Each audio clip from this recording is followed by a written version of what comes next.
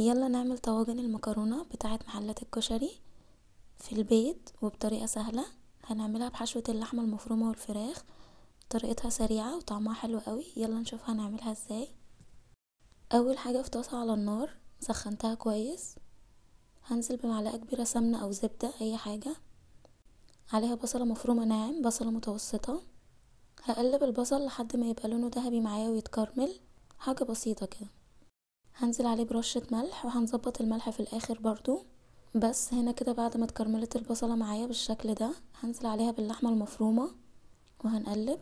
لما بنكرمل البصل كده بيدي طعم حلو قوي للحمة او اي حشو عموما.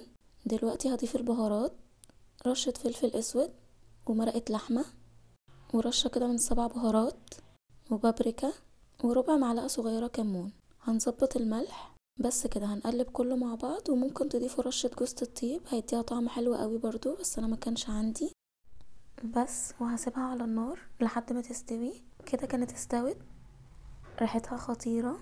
هي مش بتاخد وقت خالص على النار، بس هسيبها على جنب وهبدأ احضر الحشوة التانية في طاسة برضو على النار. هبدأ بقى احضر حشوة الفراخ. معلقة كبيرة سمنة او زبدة او زيت اي حاجة المتوفر عندكم، بس هسيبها تسخن كويس. وهضيف عليها بصلة كبيرة مفرومة وعليها رشة ملح كده. هسيبها برضو تتكرمل زي ما عملت في اللحمة بالظبط بالشكل ده. هنزل عليها بقطع فراخ مقطعة مكعبات صغيرة كده،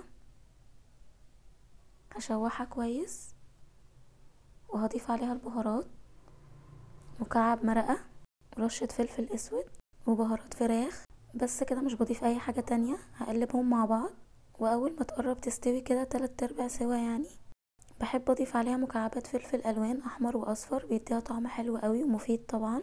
بضيفه في الاخر كده علشان يكون لسه فريش وباين في الاكل ما يتهريش. بس واول ما تستوي هرفعها من على النار وهحضر الصلصة. في حلة سخنة على النار هنزل بمعلقة كبيرة زيت، عليها معلقة كبيرة توم مفروم. هقلب، واول ما التوم ياخد لون ذهبي كده هنزل عليه بمعلقة كبيرة معجون طماطم اللي هي صلصة الطماطم الجاهزة، وعليه رشة سكر صغيرة كده. بقلبه وبنزل عليه بقى بعصير طماطم فريش.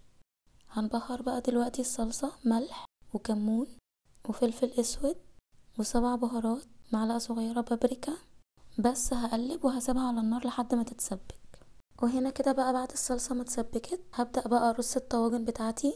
اول حاجة هنضيف طبقة لحمة متعصجة، وفي الطاجن التاني هنحط طبقة من الفراخ، وهنزل عليهم بقى بمكرونة فرن او قلم بنة اي حاجة زي ما بتقولوها، مكرونة نية طبعا. وهنسيب مسافة كده علشان الصلصة.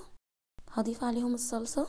بس كده انا زودت على كل طاجن حوالي تلت كوباية مية صغيرة، مية سخنة، وحركت بسكينة رفيعة كده عشان متلزقش ببعض وعشان المكرونة تستوي كويس. هدخلها بقى الفرن. انا كنت مسخناها قبل كده على درجة حرارة 200 من 10 ل15 دقيقة بس، وبتطلع كده. هنا بقى بعد ما قلبتها ما لزقتش خالص معايا، حطيت عليها رشة بقدونس على الوش كده. طعمها حلو قوي، بس لازم تتاكل سخنة.